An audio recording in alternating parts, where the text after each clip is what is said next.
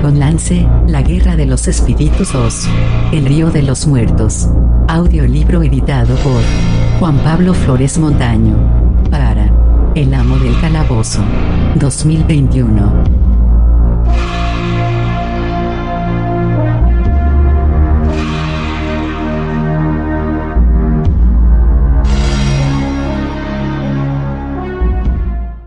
Capítulo 22. Reunión de viejos amigos. Un Kender nunca se siente mal durante mucho tiempo, ni siquiera, como era el caso de Taz, después de haber topado con su propio fantasma. Cierto, había sido muy impresionante, y Tazliof todavía experimentaba una desagradable náusea cada vez que lo pensaba, pero sabía cómo manejarlo de las arcadas. Contenía la respiración mientras bebía 5 sorbos de agua, y entonces la náusea desaparecía. Hecho esto, su siguiente decisión fue que tenía que abandonar aquel sitio terrible donde los muertos iban por ahí revolviéndole a uno el estómago. Tenía que marcharse, cuanto antes, y no volver nunca, nunca. El musgo y su padre resultaron ser de poca ayuda, ya que, hasta donde Taz alcanzaba a ver, el musgo tenía la mala costumbre de crecer por toda la superficie de las rocas y los árboles de ese sitio, trayéndole aparentemente sin cuidado el hecho de que alguien quisiera utilizarlo para orientarse y encontrar el norte. En consecuencia, Tazliof decidió recurrir a las técnicas consagradas por la tradición, desarrolladas por los Kenders a lo largo de siglos de ansia viajera, unas técnicas que garantizaban que uno se encontraba a sí mismo después de haberse perdido. La más conocida y que gozaba de mayor popularidad entre los Kenders consistía en utilizar la brújula corporal. La teoría sobre la que se basa la brújula corporal es la siguiente: de todos es conocido que el cuerpo está hecho de diversos elementos, entre ellos el hierro. La razón de que se sepa que el cuerpo tiene hierro es porque puede captarse el gusto del hierro en la sangre. En consecuencia, es lógico que el hierro de la sangre sea atraído hacia el norte, del mismo modo que es atraída la aguja de hierro de una brújula. Los Kenders llegan incluso a afirmar que todos nosotros nos congregaríamos en el extremo norte del mundo si dejáramos que nuestra sangre se saliera con la suya. Se trata de una lucha constante con nuestra sangre, porque, en caso contrario, nos apiñaríamos todos en lo alto del mundo y provocaríamos que éste se ladeara. A fin de conseguir que la brújula corporal funcione, uno debe cerrar los ojos, para no crear confusión, extender el brazo derecho, con el índice apuntando, y después girar 3 vueltas a la izquierda. Cuando uno se detiene, abre los ojos y descubre que está mirando hacia el norte. Los Kenders que utilizan esta técnica casi nunca llegan a donde van, pero dirán que siempre llegan a donde tienen que estar. Y de esta suerte Tazliof deambuló por los bosques de Foscaterra durante muchas horas. Él nunca se perdía, sin encontrar Solantus ni la salida, y estaba a punto de utilizarla. Brújula corporal una última vez cuando oyó voces. Voces de verdad, vivas, no los susurros cosquilleantes de los pobres espíritus. La reacción natural de Tazliof habría sido presentarse a los dueños de las voces, que quizás andaban perdidos, y ofrecerse para mostrarles en qué dirección estaba el norte. Sin embargo, en ese momento oyó otra voz. Esta se encontraba dentro de su cabeza, y pertenecía a Tanis el semielfo. A menudo Tazliof oía la voz de Tanis en ocasiones similares a esa, recordándole que se detuviera a pensar si lo que iba a hacer conducía a una larga vida. A veces Taz hacía caso a la voz que sonaba en su cabeza, y a veces, no, casi, lo mismo que pasaba entre ellos cuando Tanis aún estaba vivo. Esta vez Taz recordó que huía de Dalamar y de Palin, los cuales querían matarlo, y que podrían haber salido en persona, o enviado secuaces, a darle caza. El Kender no estaba seguro de lo que significaba secuaz, le sonaba a un tipo de pez pequeño, pero decidió que trepar a un árbol y esconderse entre las ramas era algo que conduciría a una larga vida. Tazliof trepó con destreza y rapidez y enseguida se encontró instalado cómodamente a gran altura, entre las agujas de la conífera. Las voces, 3, con sus correspondientes cuerpos, pasaron caminando justo debajo de él. Al ver que eran caballeros de Taquises o de Neraka o como quiera que se llamaran entonces, Taz se alegró de haber hecho caso a Tanis. Todo un ejército, Caballeros y soldados de infantería, marchó bajo el arboletas. Avanzaban a buen paso y no parecían sentirse muy animados. Algunos lanzaban miradas inquietas a izquierda y derecha, como si buscasen algo, mientras que otros mantenían la mirada fija al frente, temerosos de lo que podrían ver si echaban ojeadas a los lados. Casi no hablaban entre ellos, y si lo hacían era en voz baja. El final de la fila de soldados pasaba por debajo de Tasleov, y el Kender se felicitaba a sí mismo por el éxito de evitar ser detectado, cuando la cabeza de la marcha se detuvo, lo que significó que la parte de atrás también tuvo que pararse. Los soldados se quedaron inmóviles debajo del árbol. Respiraban con esfuerzo y parecían agotados, a punto de desplomarse, pero cuando se transmitió la orden de que habría un descanso de 15 minutos, ninguno de ellos pareció alegrarse. Unos cuantos se sentaron en cuclillas, pero no salieron del sendero ni se desprendieron de las mochilas. Pues yo digo que sigamos adelante, comentó uno. No quiero pasar otra noche en esta guarida de muertos. En eso tienes razón, contestó otro. Marchemos a Solantus, ahora mismo. Sería un alivio sostener un combate con un enemigo de carne y hueso. Somos 200, y vamos a tomar Solantus, añadió un tercero. Tonterías. Aunque fuésemos 200.000 no podríamos tomar esa ciudad, ni siquiera con la ayuda del Dios único. Tiene murallas del tamaño del monte, no importa, y también máquinas infernales, según me han contado. Balistas gigantescas capaces de derribar a un dragón en vuelo. Igual que dijiste que nunca tomaríamos la ciudad elfa, replicó uno de sus camaradas, irritado. ¿Os acordáis, muchachos? Tendríamos que ser 200.000 para barrer a esos orejas puntiagudas. Los demás se echaron a reír, pero eran risas nerviosas, en tono bajo y muy breves. Allá vamos otra vez, anunció uno mientras se incorporaba. Los otros se levantaron y formaron en fila. Los de delante se volvieron para decirles algo a los de detrás. Ojo avisor al Kender. Pasad la orden. La advertencia llegó al final de la columna. Ojo avisor al Kender. Los soldados que cerraban la marcha esperaron con impaciencia que los de delante se movieran. Por fin, con una lenta sacudida, la columna empezó a avanzar y poco después Tas los perdió de vista.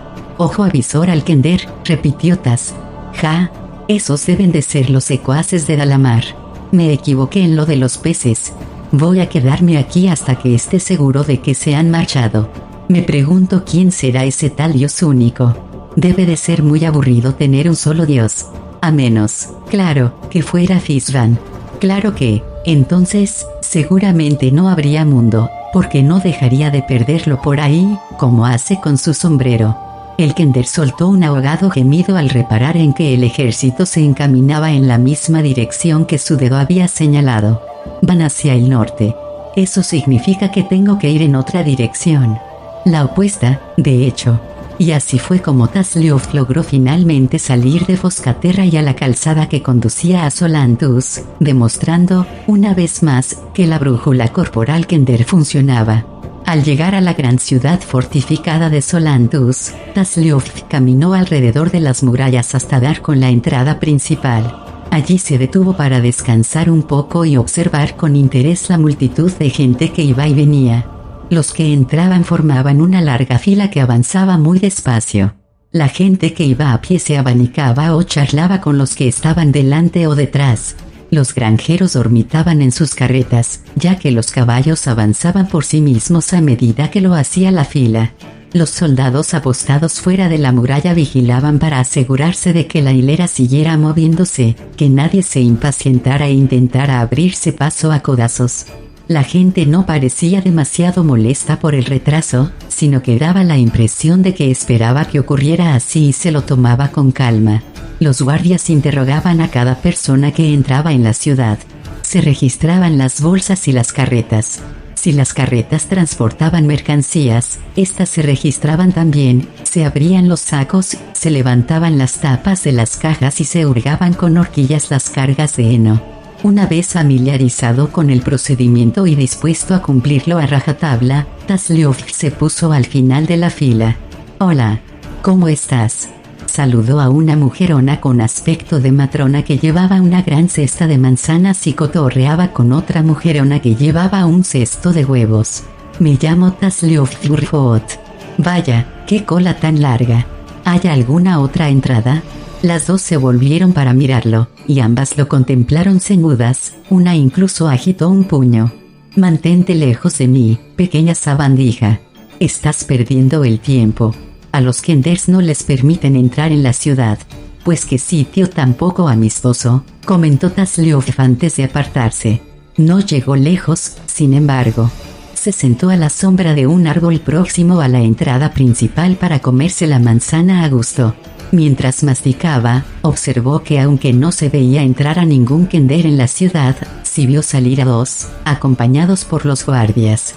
Tas esperó hasta que los Kenders se levantaron del suelo, se sacudieron el polvo y recogieron sus saquillos. Entonces empezó a agitar la mano y a gritar. Satisfechos como siempre de encontrar a uno de los suyos, los dos Kenders corrieron a saludarle. Cenizo Pulgarazote, se presentó uno. Campanilla Espínula, se presentó la otra. Tasliofurfot, correspondió Tas. No, ¿de verdad? Dijo Campanilla, muy complacida. Vaya, pero sí nos conocimos la semana pasada. Sin embargo, no pareces el mismo. ¿Te has hecho algo en el pelo? ¿Qué llevas en los saquillos?, inquirió Cenizo. Entre la excitación de responder esa pregunta interesante que se produjo a continuación, a la que siguió la pregunta de Tas sobre qué llevaban en sus saquillos y una ronda general de volcar los contenidos e intercambio de objetos, Tas explicó que no era uno de los innumerables Tasliofs que andaban por todo Ansalón, sino que era el original. Se sintió particularmente orgulloso de mostrar las piezas del ingenio de viajar en el tiempo, acompañándolo con la historia de cómo Caramon y él habían viajado al pasado y cómo lo había llevado inadvertidamente al abismo y cómo lo había vuelto a trasladar a un futuro que no era su futuro, sino el de algún otro. Los dos Kenders se mostraron muy impresionados y muy felices de cambiar sus más valiosas posesiones por piezas del ingenio. Tas las vio desaparecer en los saquillos de Cenizo y de Campanilla, sin albergar demasiadas esperanzas de que permanecieran allí. Sin embargo, valía la pena intentarlo. Finalmente, cuando se hubieron intercambiado todos los objetos posibles y se hubieron contado todas las historias que podían contarse, les explicó por qué había ido a Solantus. Tengo una misión, anunció, y los otros dos Kenders asumieron una expresión muy respetuosa. Busco a un caballero solámnico. Pues has venido al lugar adecuado, dijo Cenizo mientras señalaba con el pulgar hacia las murallas de la ciudad. Ahí dentro hay caballeros a montones. ¿Qué planeas hacer una vez que tengas uno?, quiso saber Campanilla. A mí no me parece que sean muy divertidos. Busco a un caballero en particular, no a uno cualquiera, explicó Tas. Lo tuve un tiempo, ¿sabes?, pero lo perdí, y esperaba que hubiera venido aquí al ser un sitio donde los caballeros tienden a congregarse, o eso tengo entendido. Es, más o menos, así de alto. Tas se incorporó y se puso de puntillas, con el brazo extendido hacia arriba, y muy, muy feo, incluso para un humano, y tiene el pelo del color de los molletes de harina de maíz de Tika. Los dos Kenders sacudieron la cabeza.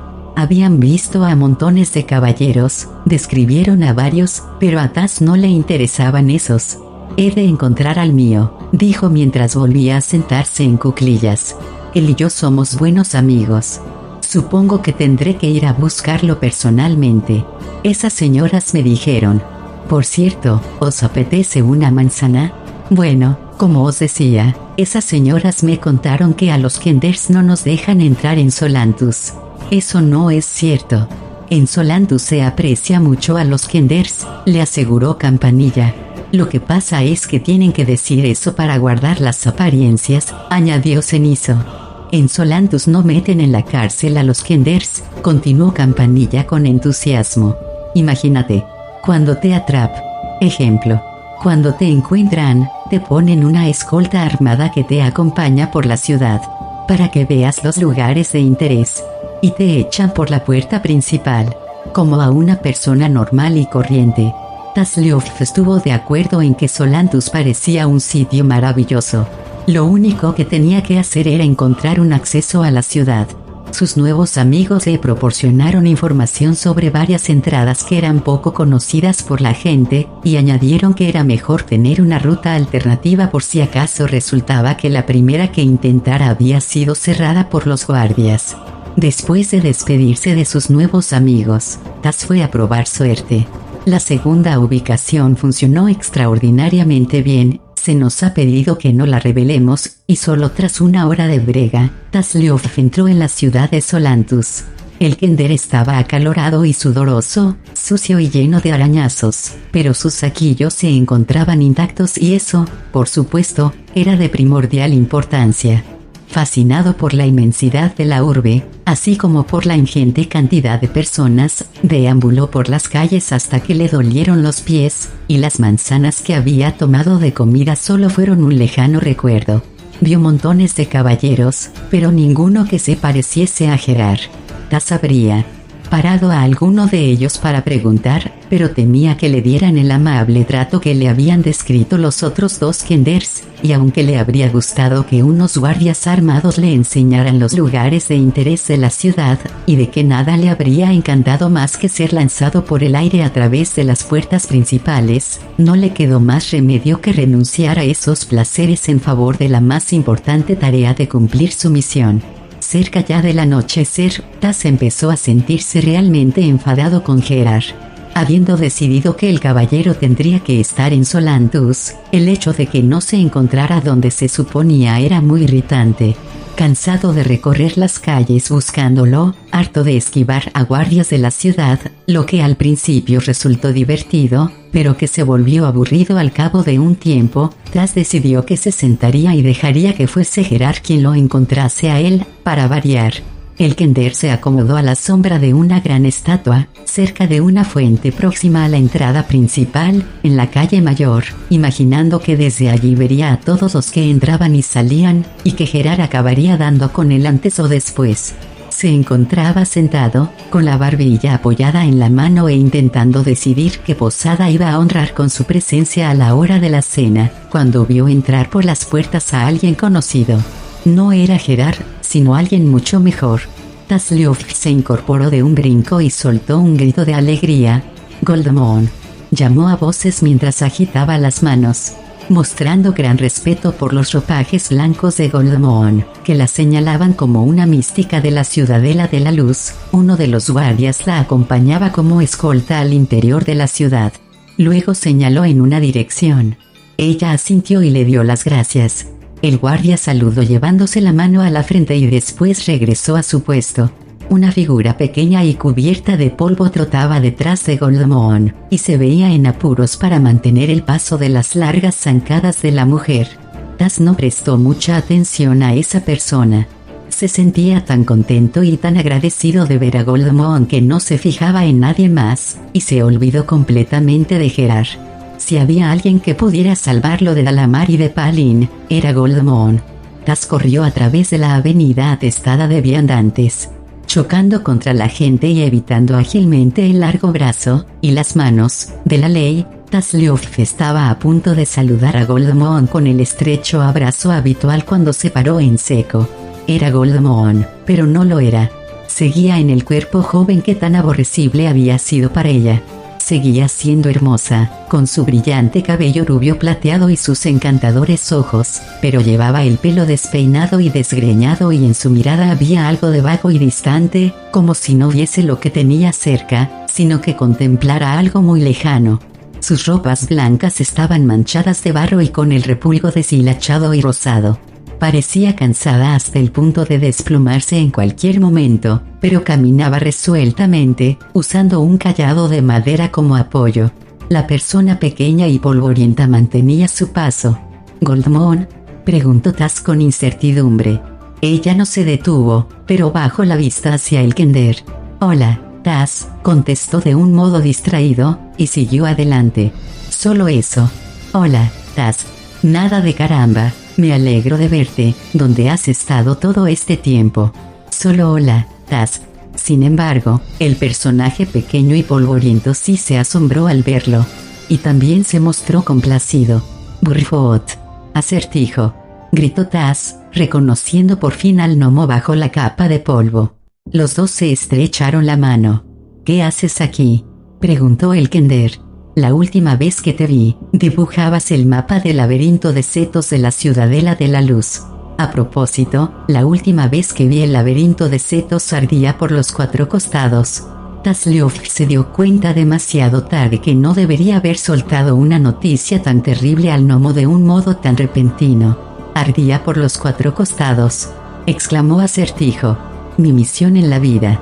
Ardiendo». Herido en lo más profundo, el gnomo se recostó contra la pared de un edificio, desfallecido, con las manos crispadas sobre el pecho y boqueando para respirar. Taz se detuvo para dar aire al gnomo con el sombrero, aunque sin perder de vista a Goldmoon, que no se había dado cuenta del mal momento que pasaba Acertijo y seguía caminando. Cuando el gnomo dio señales de estar recuperándose, Taz lo cogió del brazo y fue en pos de Goldmoon tirando de él. «Míralo de este modo», empezó Taz en tono tranquilizador mientras ayudaba al tambaleante gnomo a caminar. «Cuando empiecen la reconstrucción, acudirán a ti porque tienes el único mapa del laberinto». «Es verdad», exclamó Acertijo al reflexionar sobre ello. Su ánimo mejoró considerablemente. «Tienes toda la razón». Se habría parado allí mismo, en ese instante, para sacar el mapa de su mochila, sin acordarse de que lo había dejado en la Ciudadela, pero Taz lo apremió argumentando que no tenían tiempo, que debían alcanzar a Goldmoon. «Por cierto, ¿cómo es que vosotros dos habéis venido a parar aquí?», preguntó el Kender a fin de distraer al gnomo y que no pensara en el laberinto de setos ardiendo. Acertijo relató a Taz la triste historia del naufragio del indestructible, de cómo Goldmoon y él habían sido arrojados a una playa desconocida y que no habían dejado de caminar desde entonces. «No vas a creerlo», continuó Acertijo, bajando la voz hasta un susurro atemorizado, «pero va en pos de los muertos». «¿De verdad? Pues yo acabo de salir de un bosque lleno de fantasmas». «¿Tú también?». «No». El gnomo miró a Taz con gesto de asco. «Bueno, tengo bastante experiencia con seres de ultratumba», contestó el Kender con actitud despreocupada. «Guerreros esqueléticos, manos incorpóreas, espectros arrastrando cadenas. Ningún problema para un viajero consumado. Tengo la cuchara Kender de rechazo que me dio mi tío Saltatrampas. Si quieres verla». Empezó a rebuscar en un bolsillo, pero se paró de repente al tocar los fragmentos del ingenio para viajar en el tiempo. «Personalmente, creo que esa mujer está loca, trastornada, chiflada, desquiciada, ira, mochales. Vamos, que le falta un tornillo», sentenció Acertijo en tono bajo y solemne. «Sí, sospecho que tienes razón», convino Taz, que miró a Goldmoon y suspiró. «Desde luego no actúa como la Goldmoon que conocí antaño. Aquella Goldmoon se alegraba de ver a un Kender. Aquella Goldmoon no habría permitido que unos perversos hechiceros enviaran a un Kender al pasado para que lo aplastara el pie de un gigante». Taz dio unas palmaditas en el brazo a Acertijo. «Es muy amable por tu parte haberte quedado con ella, atento para que no le pase nada. He de ser sincero contigo. No lo habría hecho si no fuera por el dinero. Mira esto». Tras echar una ojeada en derredor para asegurarse de que no había cortabolsas merodeando por allí, el gnomo sacó del fondo de la mochila una gran bolsa de dinero, llena a reventar.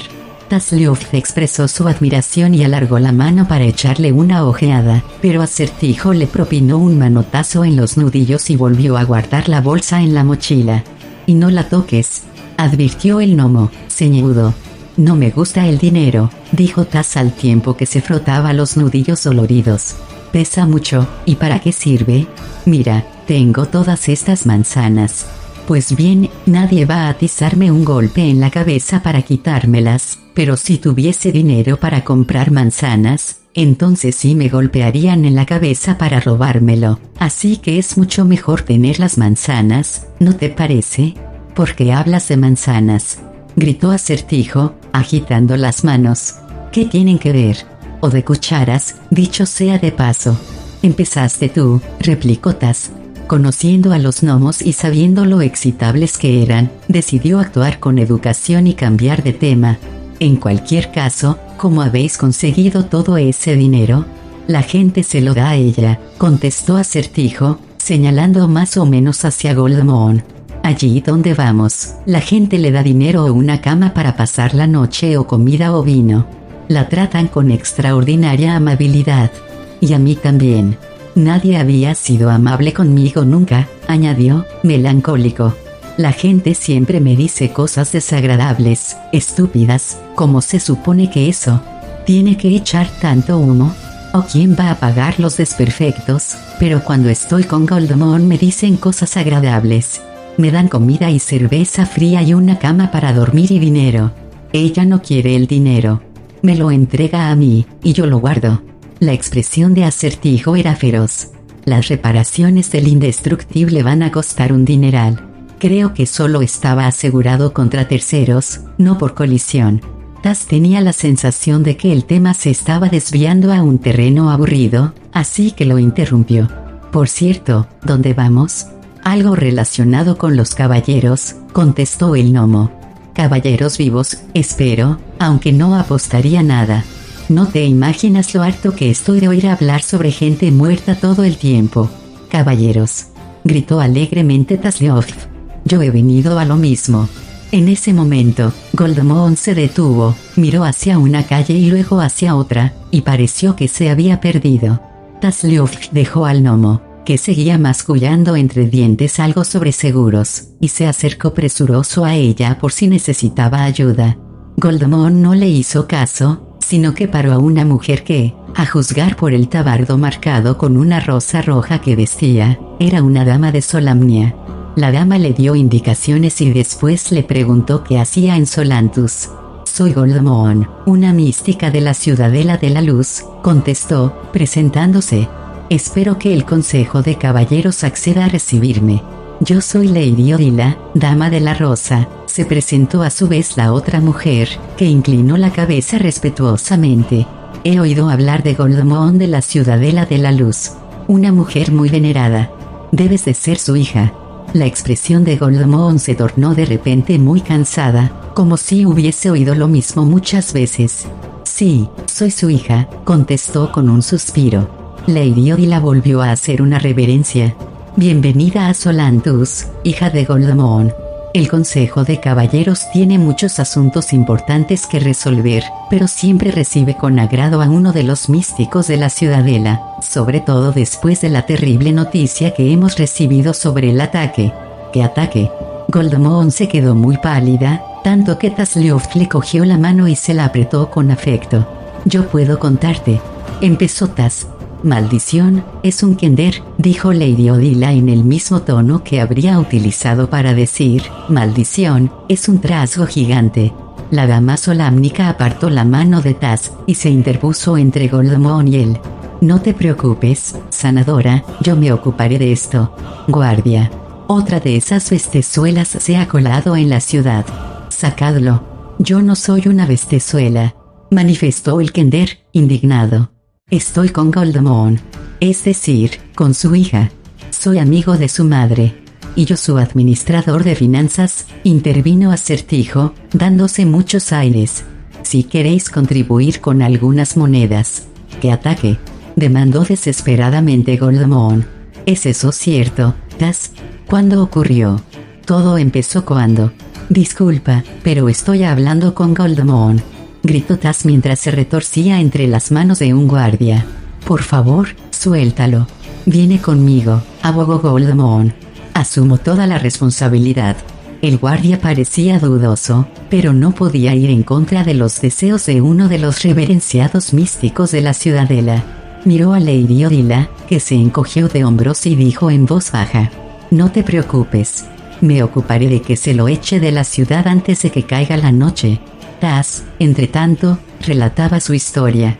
Todo empezó cuando fui a la habitación de Palin porque había decidido que debía ser noble y regresar a mi tiempo y dejar que el gigante me despachurrara, solo que ahora he cambiado de idea, Goldmoon. Verás, lo pensé bien y... Taz, instó Goldmoon a la par que lo sacudía. El ataque. Oh, sí, vale. Bueno, pues resulta que Palin y yo estábamos hablando sobre eso y entonces miré por la ventana y vi un gran dragón que volaba hacia la ciudadela. ¿Qué dragón? Goldmoon se llevó la mano al corazón. Beryl. La misma que me echó la maldición, comentó Taz. Lo sé porque se me puso el pelo de punta y empezó a darme escalofríos por todo el cuerpo, incluso en el estómago, como me pasa cada vez que la veo. Y a Palin también. Intentamos utilizar el ingenio de viajar en el tiempo para escapar, pero Palin lo rompió. Para entonces, Beryl había llegado con un montón de dragones más y de draconianos que saltaban desde el cielo, y la gente corría y gritaba. Igual que pasó en Tarsis, ¿lo recuerdas? Cuando los dragones rojos nos atacaron y el edificio se me cayó encima y perdimos a Tanis y a Raistlin. Mi gente, susurró Goldmoon medio ahogada, y se tambaleó. ¿Qué les ha pasado a los míos? Sanadora, siéntate, por favor, dijo suavemente Lady Odila mientras la sostenía entre los brazos y la conducía hasta un murete bajo que rodeaba la camarina fuente. ¿Es cierto todo eso?, preguntó Goldmoon a la dama solamnica. Lamento decir que, por extraño que parezca, la historia del Kender es verdad. Recibimos un comunicado de nuestra guarnición destacada en San Crist en el que informaban que la ciudadela había sido atacada por Beryl y sus dragones. Causaron una gran destrucción, pero la mayoría de la gente pudo escapar sana y salva a las colinas. Gracias les sean dadas al único, musitó Goldmoon. ¿Cómo, sanadora?, preguntó Lady Odila, perpleja. ¿Qué has dicho? No estoy segura, balbuceó Goldmoon. ¿Qué he dicho? Dijiste, gracias les sean dadas al único. No sabemos de ningún dios que haya vuelto a Krynn. Lady Odila parecía intrigada. ¿A qué te referías? Ojalá lo supiera, contestó quedamente Goldmoon, cuya mirada se tornó abstraída. Ignoró por qué dije eso. Yo también escapé, exclamó en voz alta el Kender. Junto con Palin. Fue de lo más excitante. Palin arrojó trozos del ingenio de viajar en el tiempo a los draconianos y realizó algunos conjuros espectaculares. Corrimos hacia la escalera de plata en medio del humo del laberinto de setos incendiado. Ante aquel nuevo recordatorio de que su misión en la vida se había reducido a cenizas, Acertijo empezó a gimotear y se sentó pesadamente al lado de Goldmoon. Y Dalamar nos salvó, anunció Taz. En cierto momento nos encontrábamos en la misma punta de la escalera de plata, y al siguiente, puff, estábamos en la torre de la alta hechicería de Palantas, solo que ya no está allí. En Palantas, me refiero. Sigue siendo una torre de la alta hechicería. Pequeño mentiroso, dijo Lady Odila, cuyo tono pareció casi respetuoso, de modo que Taz prefirió tomarlo como un cumplido. Gracias, contestó con modestia, pero no lo estoy inventando. Encontramos realmente a Dalamar y la torre. Por lo visto llevaba perdida mucho tiempo. Los abandoné y tuvieron que enfrentarse al dragón solos, musitaba Goldmoon, como enajenada, sin prestar atención a Taz. Dejé a los míos solos ante el dragón, ¿pero qué podía hacer? Las voces de los muertos me llamaban. Tenía que seguirlos. ¿Has oído?, preguntó Acertijo a la dama solamnica mientras la azuzaba con el dedo en las costillas. Fantasmas. Espectros. Con esos es con los que habla, ¿sabes? Loca. Estaída. Hizo sonar la bolsa del dinero. Si quieres hacer un donativo, es deducible de impuestos. Lady Odila los miraba como si todos fuesen candidatos adecuados para un donativo, pero al advertir la fatiga y la angustia de Goldmoon, la expresión de la dama solamnica se suavizó. Rodeó con un brazo los hombros de la mujer. Has sufrido una conmoción, sanadora. Al parecer has hecho un largo viaje, y en extraña compañía. Ven conmigo. Te llevaré ante el maestro de la estrella, Miquelis. Sí, lo conozco. Aunque, añadió Goldmoon con un profundo suspiro, él no me reconocerá. Lady Odila se incorporó para llevarse a Goldmoon de allí. Taz y Acertijo hicieron otro tanto y la siguieron de cerca. Al oír las pisadas, la dama solamnica se volvió. Tenía esa expresión que adoptan los caballeros cuando están a punto de llamar a la guardia de la ciudad para que se lleve a alguien a la cárcel. Suponiendo que ese alguien podía ser él, Taz Leof discurrió rápidamente. Por cierto, Lady Odila, ¿conoces a un caballero llamado Gerard Mondor? Es que lo estoy buscando. La dama solamnica, que de hecho estaba a punto de llamar a la guardia, cerró la boca y lo miró de hito en hito. ¿Qué has dicho?, preguntó. Que si conoces a Gerard Mondor, repitió Taz. Quizá. Perdona un momento, sanadora, esto no me llevará mucho tiempo. Lady Odila se puso en cuclillas delante del Kender para mirarlo a los ojos. Descríbemelo. Tiene el cabello como los molletes de maíz de Tika y una cara que parece fea al principio, hasta que lo conoces, y entonces, por alguna razón, ya no te parece fea en absoluto, sobre todo después de haberme rescatado de los caballeros negros. Sus ojos son azules como las flores del asiano, se adelantó Lady Odila. Harina de maíz y flores de asiano. Sí, eso lo describe bien. ¿Cómo es que lo conoces? Es un buen amigo mío, dijo Taz. Viajamos juntos a Qualinesti. Ah, de modo que venía de allí. Lady Odila miró intensamente al Kender y luego explicó. Tu amigo Gerard se encuentra en Solantus. Lo han llevado ante el Consejo de Caballeros. Está bajo sospecha de espionaje. Oh, vaya. Lamento oír que está enfermo, comentó Taz. ¿Dónde se encuentra? Seguro que le gustará verme. En realidad, ese encuentro podría resultar extremadamente interesante, contestó la dama. Trae a esos dos, guardia. Supongo que el gnomo también es parte de este enredo, ¿verdad? Oh, sí, aseguró Taz, que agarró con fuerza la mano de Acertijo. Él guarda el dinero. No menciones el dinero, espetó el gnomo, furioso. Una confusión mía, sin duda. Se disculpó Taz, que luego añadió en un susurro, no te preocupes, Acertijo. Yo lo arreglaré todo. Sabedor de que ese yo lo arreglaré todo se reflejaba en los anales de la historia de Kryn como las últimas palabras que muchos compañeros de Kenders oían en este mundo. El gnomo no se sintió reconfortado precisamente.